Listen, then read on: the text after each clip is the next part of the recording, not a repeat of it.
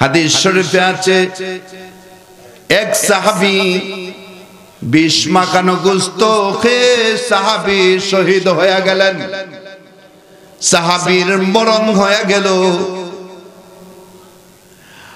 আল্লাহর পয়গম্বর বিশ্ব নবী রাহমাতুল লিল আলামিন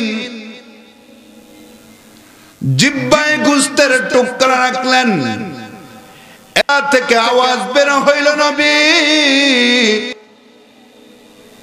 আমি গোশতকে খাবেন না, কারণ ইহুদিদের ষড়যন্ত্রে এই ইহুদি মহিলা আমি গোশতের মধ্যে বিষ লাগাইয়া দিছে। এমনি হযরতে জিবরাইল আলাইহিস সালাম হাজির হয়ে গেছে গোশতের এই আওয়াজকে সাপোর্ট দেওয়ার জন্য। জিবরাইল আলাইহিস সালাম বলেন, নবী এই গোশত থেকে যে আওয়াজ বের হয়েছে তা সঠিক, এই গোশত মুখ থেকে বের করে ফেলে দিন। আল্লাহর পয়গম্বর বিশ্ব নবী রাহমাতুল লিল আলামিন জিহ্বা থেকে গোশত বের করে ফেলে দিলেন, কিন্তু আংশিক বিষ পয়গম্বরের ভিতরে ঢুকে গেল। এই বিষের কারণে মৃত্যু পর্যন্ত আল্লাহর পয়গম্বর কষ্ট ভোগ করলেন। বিসমিল্লাহির রহমানির রহিম।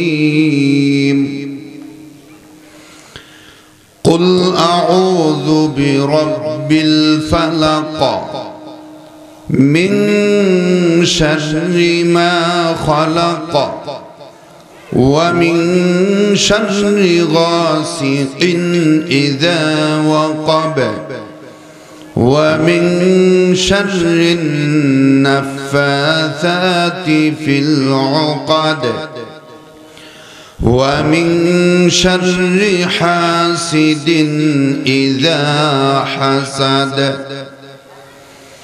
بسم الله الرحمن الرحيم قل أعوذ برب الناس ملك الناس إله الناس من شر الوسواس الخناس الذي يوسوس في صدور الناس من الجنة والناس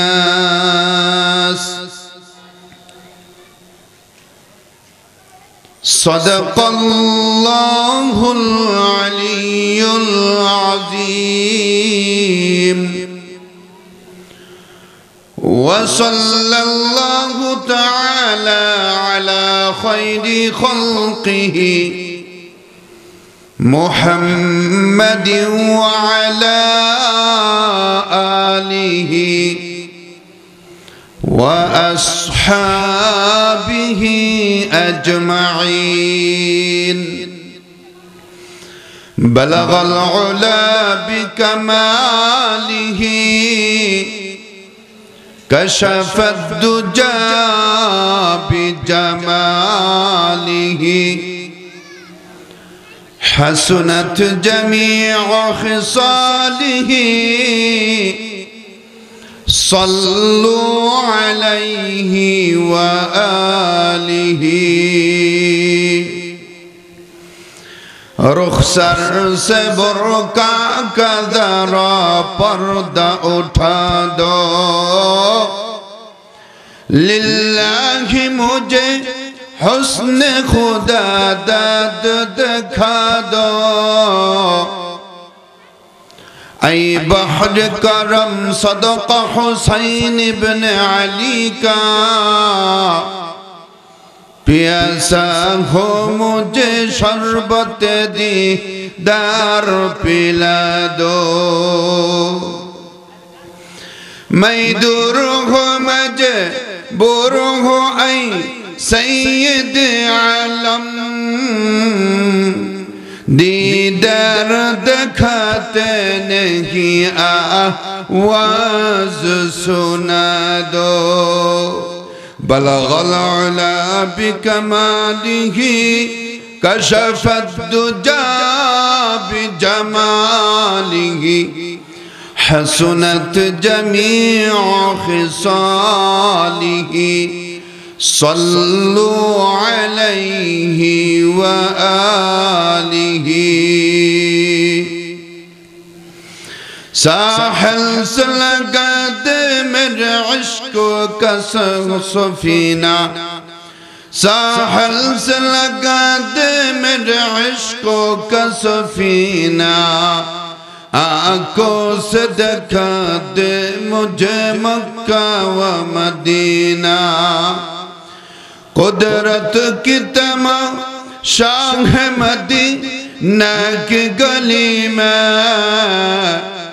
जन्नत की नमूना है मदीना की गली में जन्नत की नमूना है मदीना की गली में सूरतुल फलाक एर मध्य 5टी आयात आछे सूरतुन नास एर मध्य 6टी आयात आछे এই দুই সূরার মধ্যে মোট 11টি আয়াত আছে কুরআন শরীফের সূরাগুলো দুই ভাগে বিভক্ত মক্কি সূরা এবং মাদানী সূরা নবী আলাইহিস সালামের হিজরতের আগে যে সমস্ত সূরা নাজিল হয়েছিল সেগুলোকে মক্কি সূরা বলা হয় নবীজির হিজরতের পরে যে সমস্ত সূরা নাজিল হয়েছিল সেগুলোকে মাদানী সূরা বলা হয় সূরাতুল ফালাক এবং সূরাতুন নাস এই দুইটি সূরা নবীজির হিজরতের পর নবম হিজরিতে নাজিল হয়েছিল এজন্য এই দুটি সূরাকে মাদানী সূরা বলা হয় এই দুটি সূরা বিশ্বনবী মুহাম্মদুর রাসূলুল্লাহ সাল্লাল্লাহু আলাইহি ওয়াসাল্লামের উপর অবতরণের কারণ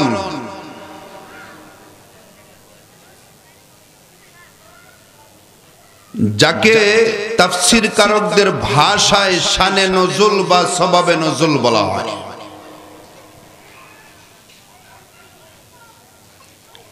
এই দুই সূরার অবতরণের কারণ জানার আগে আমরা ভূমিকা স্বরূপ কয়েকটি কথা জেনে নিব তাহলে এই দুনো সূরার শানে নজুল বুঝতে সহজ হবে আর ভূমিকার আগে আমরা তিনটা কথা মাথায় রাখব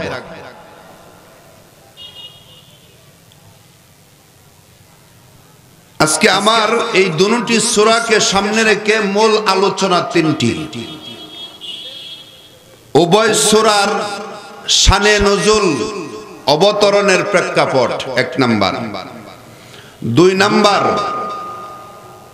উভয় সূরার মধ্যে আয়াত সংখ্যা 11টি হওয়ার কারণ 3 নাম্বার এই দুইটি সূরার আমল এই দুইটি সূরার আমল কিভাবে করলে আমাদের কি উপকার হবে মূল কথা কয়টি তিনটি 1 নাম্বার সূরাতুল ফালাক এবং সূরাতুন নাস এই দুইটি সূরা অবতরণের কারণ 2 নাম্বার আলোচনা উভয় সূরার মধ্যে আয়াত সংখ্যা 11টি হওয়ার কারণ 3 নাম্বার আলোচনা এই দুইটি সূরা কিভাবে আমরা আমল করলে আমাদের কি উপকার হবে ফায়দা হবে এক নম্বর আলোচনা এই দুই সূরা শানে নজুল অবতরণের কারণ জানার আগে আমরা ভূমিকা স্বরূপ দুই একটি কথা জেনে নিব, যেন শানে নজুল বা অবতরণের কারণ বুঝতে সহজ হয়। আল্লাহর নবী বিশ্ব নবী রহমাতুল লিল আলামিন মক্কায় থাকাকালীন মক্কার কাফেররা নবী আলাইহিস সালামের বিরুদ্ধে ষড়যন্ত্র করেছিল, ইসলামকে মিটিয়ে দেওয়ার জন্য বিভিন্ন ষড়যন্ত্র করেছিল। কোন ষড়যন্ত্রেই তারা সফল হতে পারেনি। এক পর্যায়ে মক্কার কাফেররা বুদ্ধি আনার জন্য মদিনার ইহুদিদের কাছে গিয়েছিল, কারণ মক্কার কাফেররা ছিল মূর্খ আর মদিনার ইহুদিরা ছিল শিক্ষিত। এই জন্য ইসলামকে মিটিয়ে দেওয়ার জন্য মক্কার কাফেররা বুদ্ধি আনার জন্য মদিনার ইহুদিদের কাছে যেত। যেমন বর্তমান বিশ্বে অনেক দেশ এমন আছে, সে দেশ থেকে ইসলামকে মিটিয়ে দেওয়ার জন্য ইসলামপন্থীদেরকে নিস্তব্ধ করার জন্য পার্শ্ববর্তী দেশ থেকে বুদ্ধি আনে। জোরে বলুন ঠিক কিনা? বলতে পারেন আপনি বুঝলেন কেমনে? আমি বুঝলাম এইভাবে যে যদি পার্শ্ববর্তী দেশ গুরু না হবে তাহলে পালিয়ে পৃথিবীর কোন দেশে জায়গা পায় না, পার্শ্ববর্তী দেশে জায়গা পায় কেমনে?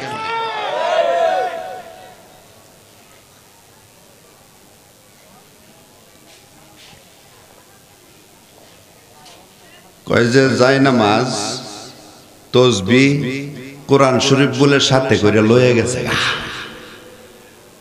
কয় ওনার ঘর যায় নামাজ তসবিহ কোরআন কিছুই পাওয়া গেছে না, মদ পাওয়া গেছে। জবাব দেয় পক্ষে যে উনি এইগুলো সাথে করে নিয়ে গেছে। আমি বলবো যদি সাথে করে নিয়ে যাইতো ওনাকে জায়গা দিত না। যেহেতু ওনাকে জায়গা দিছে, বোঝা গেল সাথে করে এগুলো নিয়ে যায় নাই। 15 বছর পর্যন্ত এই জাতিকে জায়নামাজ আর তাসবিহ আর কোরআনের কথা বলে দুঃখা দিছে। জোরে বলুন ঠিক কিনা? এরপরেও ইসলামকে নিস্তব্ধ করতে পারে নাই। এক পর্যায়ে আল্লাহ রাব্বুল আলামিন আল্লাহর পয়গম্বর বিশ্বনবী মুহাম্মদুর রাসূলুল্লাহ সাল্লাল্লাহু আলাইহি ওয়াসাল্লামকে হুকুম করলেন মক্কা ছেড়ে মদিনায় চলে যাওয়ার জন্য। কারণ মদিনার মানুষ সরল সোজা। আল্লাহ বলেন পয়গম্বর মক্কা ছেড়ে হিজরত করে মদিনায় চলে যান, সেখানে দ্বীনের দাওয়াত দিন, মানুষ দ্বীন গ্রহণ করবে, আমি আল্লাহর জমিনে সহজেই ইসলাম প্রতিষ্ঠিত হবে। নবীজি মক্কা থেকে হিজরত করে মদিনায় গেলেন। মদিনায় যাওয়ার পর বুদ্ধিদাতা ইহুদিরা দুই দলে বিভক্ত হলো। এক দল ইহুদি আল্লাহর নবী বিশ্বনবী রহমাতুল লিল আলামিনকে যাচাই বাছাই করে পরীক্ষা নিরীক্ষা করে কালিমা পড়ে মুসলমান হয়েছে। তারা বড়ই ভাগ্যবান। আরেক দল ইহুদি জেনে বুঝে আল্লাহর পয়গম্বর বিশ্বনবীর বিরোধিতা করেছিল। তারা কেমনে জানলো, কেমনে বুঝলো উনি আখেরি পয়গম্বর, উনার বিরোধিতা করতে হবে, আর কেনই বা বিরোধিতা করবে?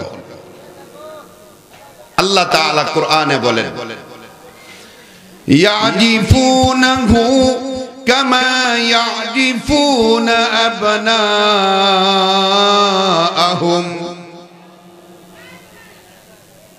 ওই এক শ্রেণীর ইহুদি আলেম তারা আল্লাহর পয়গম্বর বিশ্ব নবীকে দেখা মাত্রই চিনে ফেললো, যেমন নিজেদের সন্তানকে দেখা মাত্রই তারা চিনে ফেলতো। আল্লাহর পয়গম্বর বিশ্ব নবীর বর্ণনা তারা তাওরাত কিতাবে পেয়েছিল। আখিরি পয়গম্বরের নাম, পয়গম্বরের পিতার নাম, পয়গম্বরের মাতার নাম, পয়গম্বরের জন্মস্থান। আল্লাহর পয়গম্বর হিজরত করে মদিনায় যাবে। পয়গম্বরের স্বাস্থ্যটা কেমন হবে, নবীজির চেহারার গঠন কেমন হবে, আল্লাহর পয়গম্বরের কথার বাচন ভঙ্গি কেমন হবে, পয়গম্বরের হাঁটার সুরত ভঙ্গি কেমন হবে, সবগুলো তারা তাওরাত কিতাবে বিস্তারিত পাইল। আল্লাহর পয়গম্বর বিশ্ব নবী মক্কা থেকে মদিনায় হিজরত করার পরে তারা আল্লাহর পয়গম্বরকে দেখা মাত্রই চিনে ফেলল যে উনি আখিরি পয়গম্বর।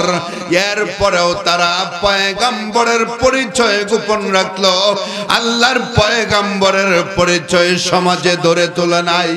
এর কারণ ছিল তারা ছিল ইহুদি ধর্মের আলেম, ধর্ম ব্যবসায়িক।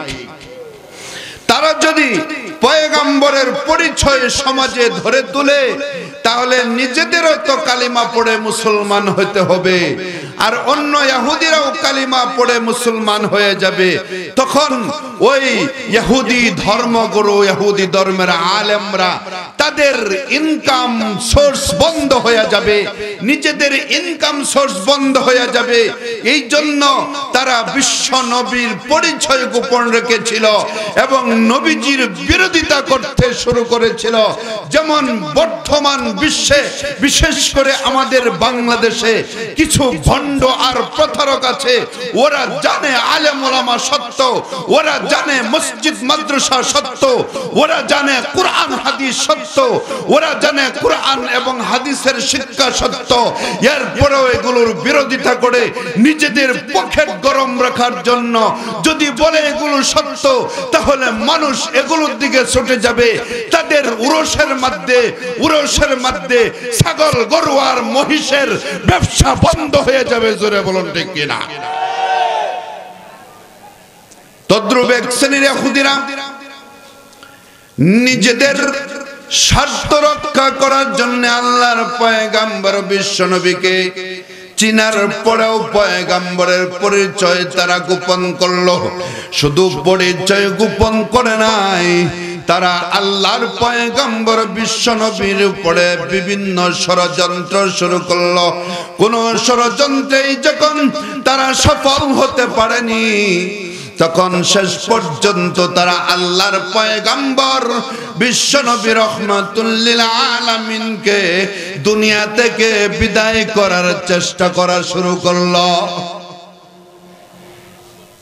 আল্লাহর পয়গম্বর বিশ্ব নবী রহমাতুল লিল আলামিনকে ইহুদিরা শহীদ করার যত চেষ্টা করলো, তার মধ্যে একটা ছিল পয়গম্বরকে বিষ পান করা। নজরে বলো নাউযুবিল্লাহ। যেমন বর্তমান বিশ্বে কোন হক্কানি আলেম, কোন হক্কানি বুজুর্গ যদি হক কথা নিয়ে মাঠে নামে আর দেশের জনগণ যদি তাদের পিছনে ছুটে, তখন অনেকেই মনে করে এই হুজুর তো আমাদের গদি দখল করবে। তখন এই হুজুরের বিরুদ্ধে সব ষড়যন্ত্র যখন করে কোনো কাজে আসে না, গ্রেফতার করে নিয়ে নির্যাতন করে কোনো কাজে আসে না। এরপরে তাকে বিভিন্ন ষড়যন্ত্র করে হত্যা করার চেষ্টা করে। জোরে বলুন ঠিক কিনা? আল্লাহর পয়গম্বরের বিরোধিতা করলো মদিনার ইহুদিরা, কাজে আসলো না, পয়গম্বরকে হত্যার ষড়যন্ত্র করা শুরু করলো ইহুদিরা। এক মহিলা, তার নাম মাইমুনা, ওই মাইমুনা নামক মহিলাকে বলল, তুমি যদি মুহাম্মদকে বিষ পান করে মারতে পারো তাহলে আমরা তোমাকে পুরস্কার দিব।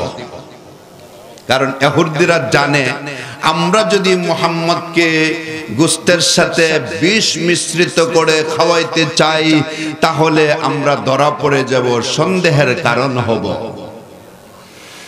এই জন্য তারা নারী জাতির এক নারী মাইমুনা নামক নারীকে লাগিয়ে দিল, তুমি ছাগলের গোশতের সাথে বিষ মাখায়া মুহাম্মদকে দাওয়াত দাও। যখন মুহাম্মদ এই বিষ মাখানো ছাগলের গোশত খাবে তখন সে দুনিয়া থেকে বিদায় হয়ে যাবে।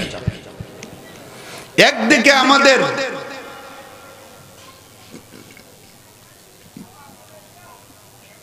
ইহুদিদের বিপক্ষে ধর্মের মূল ব্যক্তি মুহাম্মদ দুনিয়া থেকে বিদায় হবে, আরেকদিকে তুমি পুরস্কার পাবে।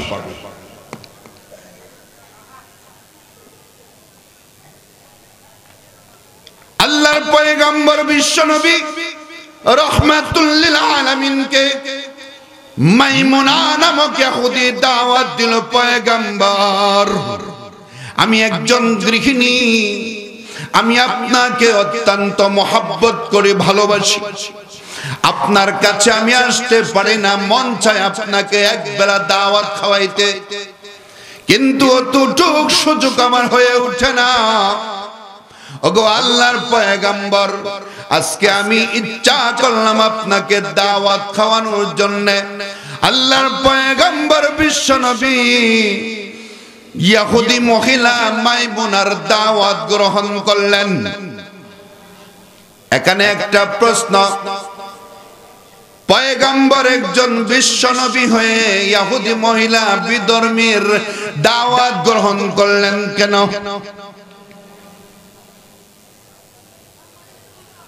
এর জবাব হলো, কোন দুষ্ট লোক, কোন হারামখোর যদি কাউকে দাওয়াত দেয়, আর এই দুষ্ট লোক বা হারামখোরের দাওয়াত গ্রহণ করে পেট ভরার জন্য, খাইলে রুচি লাগবে এই জন্য, তাহলে এমন লোকের ঘরে দাওয়াত খাওয়া জায়েজ নাই।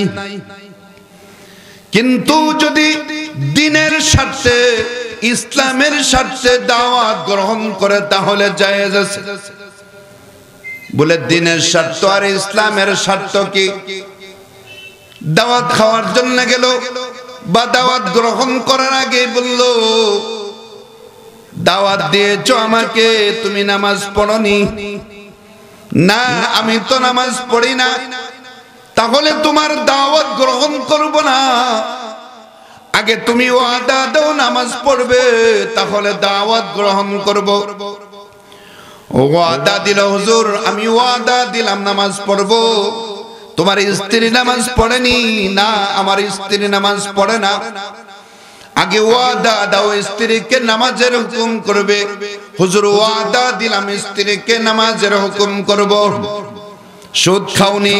হ্যাঁ হুজুর সুদ তো খাই। আগে ওয়াদা করো সুদ খাবে না। হুজুর ওয়াদা করলাম সুদ খাবো না। ঘুষ খাওনি? হুজুর ঘুষ খাওয়ার তো আমার ইচ্ছা নাই, মাঝে মাঝে দলের চাপে পড়িয়া ঘুষ খাইতে হয়। বলে আজকে ওয়াদা দাও আর কোনদিন তুমি দলের চাপে পড়িয়া ঘুষ খাইবে না। কই হুজুর ওয়াদা দিলাম চাপে পড়লেও ঘুষ খাইব না। ঠিক আছে, তোমার দাওয়াত গ্রহণ করলাম। এই যে দ্বীনের স্বার্থে, এই ব্যক্তির আমলের স্বার্থে, ঈমানের স্বার্থে দাওয়াত গ্রহণ করলো, এই ধরনের দাওয়াত গ্রহণ করা জায়েজ আছে। আল্লাহর পয়গম্বর বিশ্বনবী ইহুদি মহিলার দাওয়াত গ্রহণ করলেন। উদ্দেশ্য হলো, এই মহিলা যেহেতু আমি নবীকে মুহাব্বত করে ভালোবাসে, আমি যদি তার দাওয়াত গ্রহণ করি আমাকে আরো বেশি মুহাব্বত করবে, ভালোবাসবে। এই মুহাব্বত আর ভালোবাসার কারণে কালিমা পড়ে মুসলমান হয়ে যাবে। কারণ কাউকে অস্ত্র দেয়া, লাঠি চার্জ করে ক্ষমতার বলে পক্ষে আনলে এই পক্ষে আনাটা কোনো এক সময় কাল হয়ে যায়। জোরে বলুন ঠিক কিনা? যাদেরকে অটো ফাঁস করাইতে করাইতে ভার্সিটির নিচে তারাই দৌড়াইছে। আর যাকে মোহাব্বত ভালোবাসা দেয়া পক্ষে আনা যায়, সঠিক পথের উপরে নিজে থেকে অন্যকে সঠিক পথ দেখিয়ে পক্ষে আনা যায়, এই মানুষটা আপনার জন্য জীবন দিয়া দিবে, এরপরও পিছপা হবে না। জোরে বলুন ঠিক কিনা?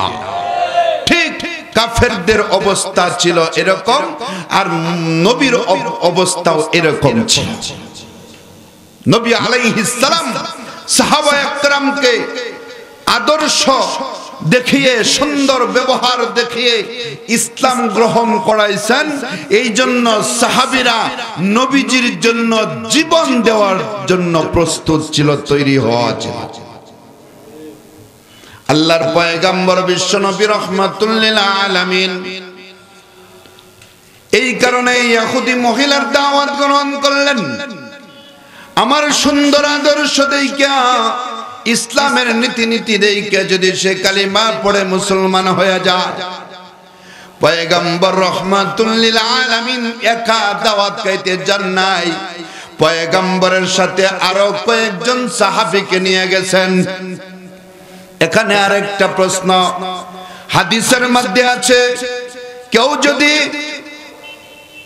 দাওয়াত গ্রহণ করে দাওয়াত খাইতে যায় আর সাথে অতিরিক্ত লোক নিয়ে যায়, তাহলে যারা দাওয়াত ছাড়া গেল তারা চোর হইয়া ঢুকলো আর ডাকাত হইয়া বের হইল। ইহুদি মহিলা তো দাওয়াত দিয়েছিল নবীকে, নবী তো আরো কয়েকজন সাহাবীকে সাথে নিল, তাহলে এই সাহাবীরা কি চোর হইয়া ঢুকিয়া ডাকাত হইয়া বের হইবে না? বলেন না না, চোর হইয়া ঢুকিয়া আর ডাকাত হইয়া বের হবে না। এর কারণ হলো দাওয়াত দাতা দুই ধরনের আছে, দুই প্রকারের আছে। এক প্রকারের দাওয়াত দাতা আছে এমন, তার ঘরে যদি কেউ দাওয়াত ছাড়া যায় মনে মনে রাগ করবে, দাওয়াত দিলাম না এরপরও আসলো। এমন ব্যক্তির ঘরে যদি কেউ দাওয়াত ছাড়া যায় তাহলে চোর হইয়া ঢুকলো, ডাকাত হইয়া বের হইল। কারণ ঘরওয়ালা চোরকে দাওয়াত দেয় না, চোর নিজের ইচ্ছায়, ঘরওয়ালা জানে না, চুপচাপ মাথাটা নিচু করিয়া গোপনে ঘরওয়ালার ঘরে ঢুকে দাওয়াত দিল না, নিজের ইচ্ছায় চুপচাপ ওই বাড়িতে ঢুকলো, তাহলে সে তো চোরের মতন। ডাকাত যখন ডাকাতি করে ঘর থেকে বের হয়ে যায়, ঘরওয়ালা ডাকাতকে কোনো কিছু বলার সাহস রাখে না। তদ্রূপ যে নাকি দাওয়াত ছাড়া গেল, সে খাইলো গোস্ত ভাত খাবার তার পেটে করে ঘর থেকে নিয়ে বের হয়ে আসে, ওই বাড়িওয়ালা কোনো কথা বলার সাহস রাখে না, কারণ তার কিছু বললে তো নিজের ইজ্জত যাবে। জোরে বলুন ঠিক কিনা? আরেক শ্রেণীর দাওয়াত দাতা আছে, যদি তার ঘরে দাওয়াত ছাড়া যায় তাহলে রাগ হবে না, বরং খুশি হবে। ভাই তুমি আসছো, বড় খুশি হয়েছি। এমন লোকের ঘরে দাওয়াত ছাড়া যদি কেউ যায়, সে চোর হইয়া ঢুকলো না আর ডাকাত হইয়াও বের হইবে না। আল্লাহর নবী বিশ্বনবী রাহমাতুল লিল আলামিন চিন্তা করলেন, এই মহিলা আমাকে যে মহব্বত আর ভালোবাসা দেখিয়ে গুরুত্ব দিয়ে দাওয়াত করলো, আমি যদি সাথে কয়েকজন সাহাবী নিয়ে যাই তাহলেও সে রাগ করবে না, গুসা করবে না। এই জন্য আল্লাহর পয়গম্বর বিশ্বনবী কয়েকজন সাহাবীও সাথে নিলেন এই মহিলার দাওয়াত গ্রহণ করে দাওয়াত খাওয়ার জন্য। হাদিস শরীফে আছে, এক সাহাবী 20 মাখানো গোশত খেয়ে সাহাবী শহীদ হয়ে গেলেন, সাহাবীর মরণ হয়ে গেল। আল্লাহর পয়গম্বর বিশ্বনবী রাহমাতুল লিল আলামিন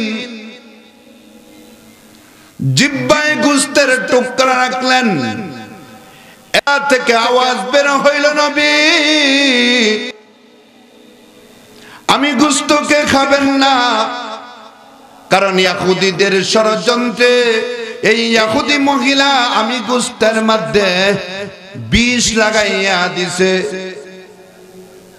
এমনি হযরতে জিবরাইল আলাইহিস সালাম হাজির হয়ে গেছে গোস্তের এই আওয়াজকে সাপোর্ট দেওয়ার জন্য।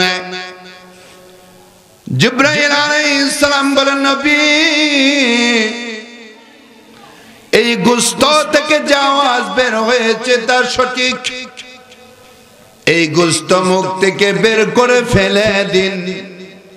আল্লাহর পয়গম্বর বিশ্বনবী রাহমাতুল লিল আলামিন জিহ্বা থেকে গোস্ত বের করে ফেলে দিলেন, কিন্তু আংশিক বিষ পয়গম্বরের ভিতরে ঢুকে গেল। এই বিষের কারণে মৃত্যু পর্যন্ত আল্লাহর পয়গম্বর কষ্ট ভোগ করলেন। এখানে আমাদের কয়েকটি বিষয় বোঝার আছে। শুধু ঘটনা শুনলেন মজা লাগলো না, বিষয়টা এমন না। এখান থেকে কিছু বিষয় বোঝার আছে, তাহলে লাভ হলো। এক নম্বর বিষয় হলো আল্লাহর নবী বিশ্বনবী রাহমাতুল লিল আলামিন গায়েব জানেন না, অগ্রিম জানেন না। নবী যদি গায়েব জানতেন আর অগ্রিম জানতেন, সাহাবীকে বলতেন, সাহাবী সাবধান, এই গোশত পেটে নিবে না, এই গোশত জিহ্বায় রাখবে না। সাহাবী শহীদ হয়ে গেলেন, ইন্তিকাল করলেন। বুঝা গেল নবী গায়েব জানেন না, অগ্রিম জানেন না। নবী যদি গায়েব জানতেন, নিজে এই বিষ লাগানো গোশত জিহ্বায় রাখতেন না। জোরে বলুন ঠিক কিনা? বিশ্বনবী মুহাম্মদুর রাসূলুল্লাহ সাল্লাল্লাহু আলাইহি ওয়াসাল্লাম যদি গায়েব না জানেন, অগ্রিম না জানেন, তাহলে কোন পীর আউলিয়া, কোন দরবেশ, কোন ফকির গায়েব জানতে পারে না। যদি কোন ফকির এই দাবি করে যে সে গায়েব জানে, বা কেউ এই দাবি করে যে তার পিসাব গায়েব জানে, তাহলে নিঃসন্দেহে ওই পীর, ভণ্ড পীর গায়েবের নামে সাধারণ মানুষকে দরবারে নিয়ে দুঃখা দিয়া ঈমান নষ্ট করার একটি পায়তারা অতীতে 18 বছর পর্যন্ত এই পায়তারা বাংলাদেশে চলেছে। আজ সুদিন এসেছে এই সাধারণ মানুষের, জনগণের ঈমান নষ্ট করতে এদেশে দেওয়া হবে না। যদি আবারও পায়তারা চালানো হয়, তাহলে যেখানে বন্ধ সেখানেই প্রতিহত করতে হবে। কে কে রাজি আছেন হাত তুলে দেখান। আল্লাহর পয়গম্বর বিশ্বনবী রাহমাতুল লিল আলামিন এই বিষয়ের কারণে কিছুদিন পর পর পয়গম্বর অসুস্থ হয়ে পড়েন। বিষ পয়গম্বরের ভিতর থেকে উছলে উঠে, উসকে উঠে। আল্লাহর পয়গম্বর বিশ্বনবী বড়ই কষ্ট পান। এরপরও নবী কিন্তু নবীগিরি ছাড়েন নাই। আল্লাহর নবী কিন্তু হকের দাওয়াত ছাড়েন নাই। পয়গম্বরের এই বিষয় থেকে আমরা আরেকটি শিক্ষা নিতে পারি, যারা পয়গম্বরের প্রকৃত উত্তরসূরি, পয়গম্বরের প্রকৃত ওয়ারিস, তাদেরকে যতই কষ্ট দেওয়া হোক না কেন, আলেম কোনদিন আলেমগিরি ছাড়বে না। আলেম কোনদিন রাজপথে নেমে হক কথা বলা ছাড়বে না। জোরে বলুন ঠিক কিনা?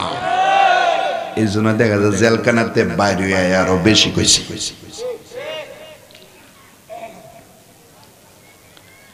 দুই নম্বর কথা, আমরা যারা সাধারণ মানুষ আছি, আল্লাহর নবীর সাহাবায়ে কেরাম জুলুম আর নির্যাতনের পরে, এত কষ্টের পরেও তারা ইসলাম ছাড়েন নাই, ঈমান ছাড়েন নাই। আমরাও যারা সাধারণ মানুষ আছি, হয়তো ব্যবসায়িক অথবা চাকরি করি, আমরাও ব্যবসা আর চাকরি পরিচালনা করতে, এরপরে ইসলামের উপরে অটল থাকতে, অনড় থাকতে কষ্ট হতে পারে। এরপরেও আমরা ইসলাম আর ঈমান ছাড়ব না। আল্লাহর পয়গম্বর বিশ্ব নবী রাহমাতুল লিল আলামিনের বিরুদ্ধে এইভাবে মাইমুনা নামক এই মহিলা দ্বারা ষড়যন্ত্র করল, সফল হইতে পারে নাই। শেষ পর্যন্ত নবম হিজরিতে মদিনার ইহুদিরা নতুন ষড়যন্ত্র পাকাইল। মদিনার এক ইহুদি জাদুঘর ছিল, তার নাম লবিদ। লবিদ নামক জাদুঘরকে ইহুদিরা বলল, তুমি যদি মুহাম্মদকে জাদু করতে পারো তাহলে তোমাকে আমরা স্বর্ণ মুদ্রা পুরস্কার দেব। লবিদ নামক ইহুদি বলল, মুহাম্মদকে আমি জাদু করতে পারবো, তবে আমাকে দুইটা জিনিস এনে দিতে হবে। একটা জিনিস হইল মুহাম্মাদের চিরুনি। মুহাম্মদ যে চিরুনি দ্বারা মাথার চুল আশ্রয়, ওই চিরুনি আমাকে এনে দিতে হবে। আরেকটা হলো মুহাম্মাদের মাথার চুল আমাকে এনে দিতে হবে। আল্লাহর পয়গম্বর বিশ্বনবী রাহমাতুল লিল আলামিনের চুল আর চিরুনি সংগ্রহ করা বড়ই কঠিন কাজ। বুখারী শরীফের হাদিস, আল্লাহর পয়গম্বর বিশ্বনবী থুতু মারেন, থুতু সাহাবায়ে কেরাম মাটিতে পড়তে দেন না। সাহাবায়ে কেরাম হাত পাতেন, পয়গম্বরের থুতু আল্লাহর নবীর সাহাবায়ে কেরাম হাতে নেন, দুই হাতে ডলা দিয়ে নাকে মুখে লাগায়া দেন বরকতের জন্য। আল্লাহর পয়গম্বর বিশ্বনবী রাহমাতুল লিল আলামিনের শরীর ঘামে। সাহাবায়ে কেরাম পয়গম্বরের শরীরের ঘাম নিয়া নিজের শরীরে লাগায়া দেন আতর হিসাবে। কারণ দুনিয়ার সব মানুষের ঘাম থেকে দুর্গন্ধ বের হয়, আল্লাহর নবী বিশ্বনবীর শরীরের ঘাম থেকে সুঘ্রাণ বের হইত। এমনকি পয়গম্বর যে দিক দিয়ে যাইত, ওই দিক দিয়া আবহাওয়া পর্যন্ত সুঘ্রাণে মুখরিত হয়ে যাইত। এই জন্য সাহাবায়ে কেরাম পয়গম্বরের শরীর থেকে ঘাম নিয়া নিজেদের শরীরে লাগাইতেন। বোতলের মধ্যে পয়গম্বরের ঘাম সংগ্রহ করে রাখতেন, যেন সুঘ্রাণ হিসাবে পয়গম্বরের ঘাম তারা ব্যবহার করতে পারে। জোরে বলেন সুবহানাল্লাহ। যদি এতই কদর হয় তাহলে পয়গম্বরের চুল সংগ্রহ করা তো আরো কঠিন বিষয়। নবীজির একটা চুল হযরত আনাস রাদিয়াল্লাহু তাআলা আনহুর মাধ্যমে আস্তে আস্তে কাশ্মীর পর্যন্ত আসছিল। কাশ্মীরে নবীজির চুল সংগ্রহ করা হয়েছিল। পরবর্তীতে সেখানে একটা মসজিদ নির্মাণ করা হইল। এই মসজিদের নাম দেওয়া হয়েছিল হযরতে বাল মসজিদ। উর্দু ভাষায় চুলকে বাল বলা হয়। আজ পর্যন্ত কাশ্মীরে হযরতে বাল মসজিদ আছে। বিশ্বের অনেক দেশে আল্লাহর পয়গম্বরের জুব্বা, আল্লাহর পয়গম্বরের চুল আজ পর্যন্ত সংগ্রহ করা আছে। তাহলে ইহুদিরা পয়গম্বরের চুল আর চিরুনি সংগ্রহ করা এত সহজ না, অত্যন্ত কঠিন বিষয়। জোরে বলুন ঠিক কিনা? কিন্তু আল্লাহর পয়গম্বর বিশ্ব নবীর এক ইহুদি খাদেম ছিল। নবীজি ইহুদিকে খাদেম বানাইলেন, নবীর উদ্দেশ্য ছিল এই ইহুদি যদি আমি নবীর খেদমত করে, আমার আদর্শ দেখে, দিন ইসলামের রীতি নীতি দেখে, তাহলে কালিমা পড়ে মুসলমান হয়ে যাবে। ইহুদিরা আল্লাহর পয়গম্বর বিশ্ব নবীর ইহুদি খাদেম থেকে, ইহুদি খাদেমকে লোভ দেখাইয়া, স্বর্ণ মুদ্রার লোভ দেখাইয়া পয়গম্বরের চিরুনি আর চুল সংগ্রহ করলো। আল্লাহর পয়গম্বর বিশ্বনবী রহমাতুল লিল আলামিনের চুল আর চিরুনি ওই লবিদ নামক জাদুঘরের হাতে উঠাইয়া দিল। লবিদ নামক জাদুঘর আল্লাহর পয়গম্বর বিশ্বনবীর চুল আর চিরুনি পাইয়া একটা মূর্তি বানাইল। এই মূর্তির মধ্যে নবীর চিরুনির 11টা দাঁত ভেঙ্গে মূর্তিতে ঢুকাইল আর 11টা কুফরি কালাম পড়ল। নবীর চুলের মধ্যে 11টা গিরো দিল আর 11টা কুফরি কালাম পড়ল। এগুলো একত্রিত করে মদিনার বনি জুরাইক বংশের একটা কূপ ছিল, ইন্দিরা ছিল, এর নিচে রাইকা পাথর দেয়া চাপ দিয়ে রাখলো। সেদিন থেকে আল্লাহর পয়গম্বর বিশ্বনবী রহমাতুল লিল আলামিনের উপরে জাদুর আসর হয়ে গেল। যার উপরে জাদুর আসর হয় তার মধ্যে 3টা আলামত দেখা যায়। এক আলামত হইল যার উপরে জাদুর আসর হয় তার শরীর দুর্বল হয়ে যায়। দ্বিতীয় আলামত তার শরীরের ত্বক নষ্ট হয়ে যায়। তৃতীয় আলামত তার মেজাজ মর্জির মধ্যে পরিবর্তন আসে। আল্লাহর পয়গম্বরের মধ্যে 3টা আলামত লক্ষণ পাওয়া গেল। 6 মাস হয়ে গেল, চিকিৎসা করা হইল, পয়গম্বর সুস্থ হলেন না। হযরত জিবরাইল আলাইহিস সালাম আল্লাহর পয়গম্বরকে জারফুক করলেন, বিসমিল্লাহি আরকিকা মিন কুল্লি শাইইন ইউযিকা। এই দোয়া পড়ে পড়ে পয়গম্বরকে জিবরাইল আলাইহিস সালাম জারফুক করলেন। এরপর পয়গম্বর সুস্থ হলেন না। বড় ডাক্তার চিকিৎসা করার পরেও যদি সুস্থ না হয়, বোঝা গেল তার এই ব্যাধি হইল মরণ ব্যাধি। আল্লাহর পয়গম্বরকে জিবরাইল আলাইহিস সালাম জারফুক করার পরেও পয়গম্বর সুস্থ হলেন না। সাহাবায়ে কেরাম বুঝলেন পয়গম্বরের এই ব্যাধি মনে হয় মরণ ব্যাধি। মদিনার ঘরে ঘরে কান্না, যুবকেরা কান্দে, বৃদ্ধরা কান্দে, নারীরা কান্দে, পুরুষেরা কান্দে। পয়গম্বর তাহলে দুনিয়া থেকে বিদায় হয়ে যাবেন। পয়গম্বর যদি দুনিয়া থেকে বিদায় হয়ে যান, আমরা কার নুরানি চেহারা দেখব? আমাদের দুঃখের সময় কে আমাদেরকে সান্ত্বনা দিবে? 6 মাস 3 দিন হয়ে গেল। পয়গম্বর ঘুমাইলেন, স্বপ্নে দেখলেন 2 জন ফেরেশতা আসলো।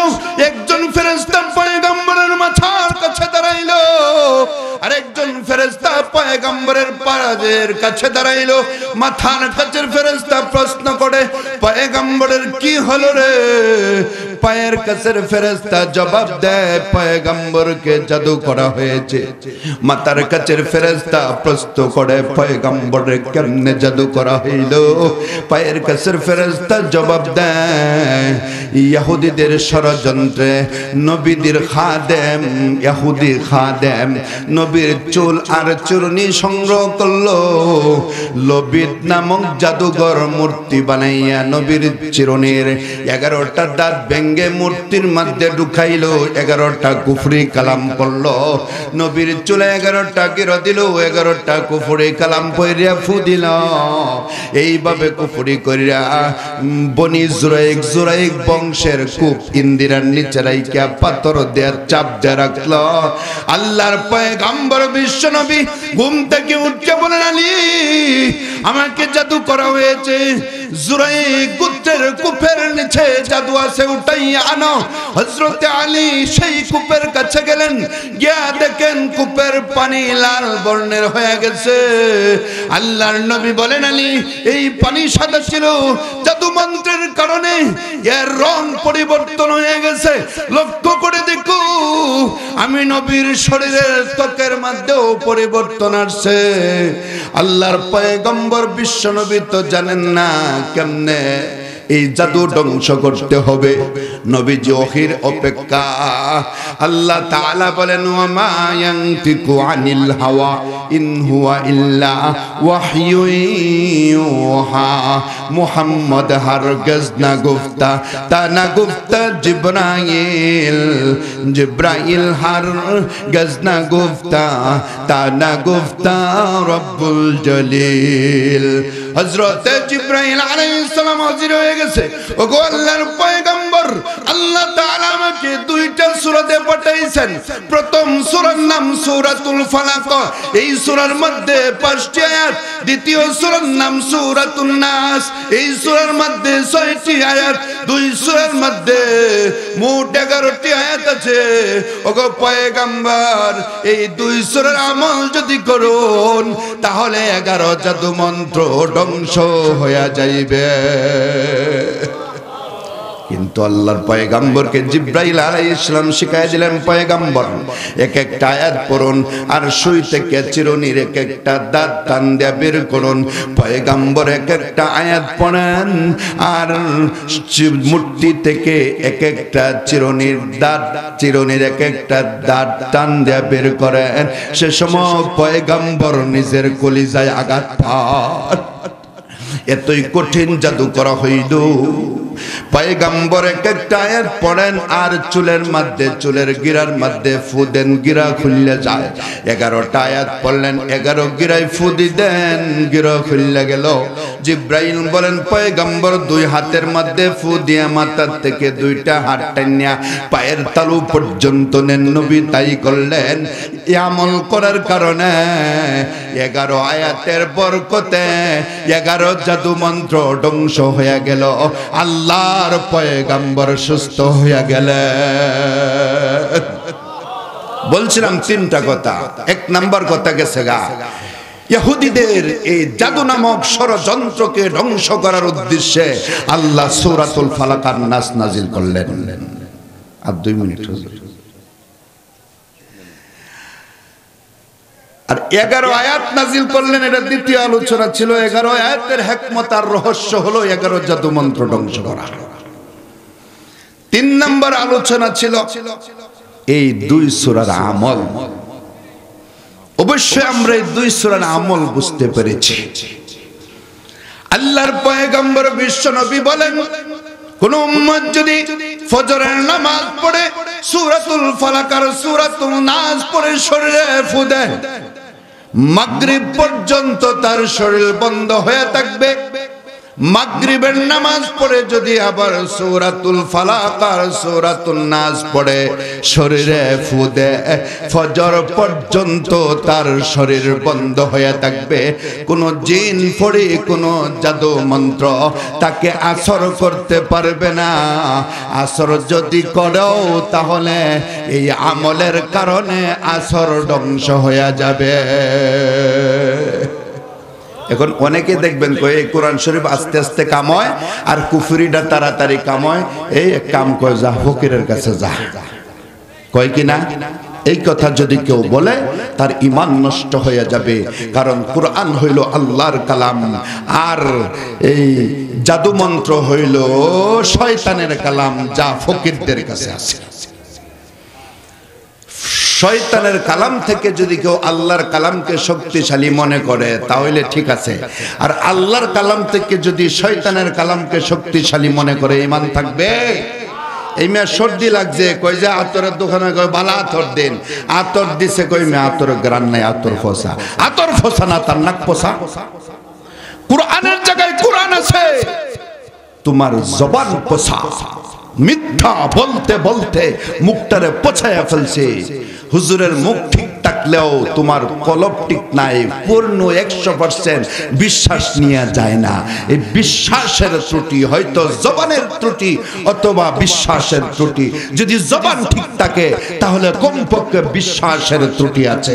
এই কারণে দেখা যায় কাম কম হয়। ওই মেয়া জবানে ভেজাল থাকলেও যদি দীর্ঘদিন পর্যন্ত আপনি আমল করতে পারেন তাহলে এক সময় দেখবেন এই আমল এত শক্তিশালী হবে যে আল্লাহ তাআলা আপনাকে শাফায়ে কামেলা আজলা নসিব ফরমাইবেন।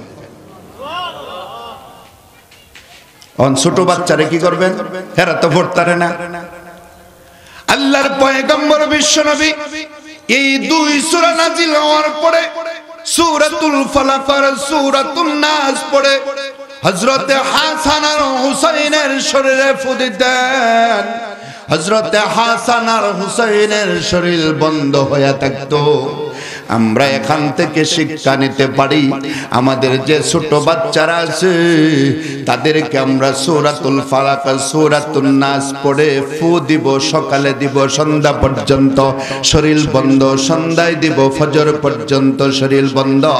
যদি আমি নিজে না পারি, হক্কানি আলেমের কাছে গিয়া হইল বলা, হুজুর সুযোগ যখন পাইছি তাহলে আপনারও যখন সময় আছে হুজুর মেহেরবানি করে একটা ফু দেন না সূরাতুল ফালাক আর সূরাতুন নাস পড়ে, তাহলে আল্লাহ তাআলা আপনার এই বাচ্চাকে বালা মুসিবত থেকে হেফাজত করবেন।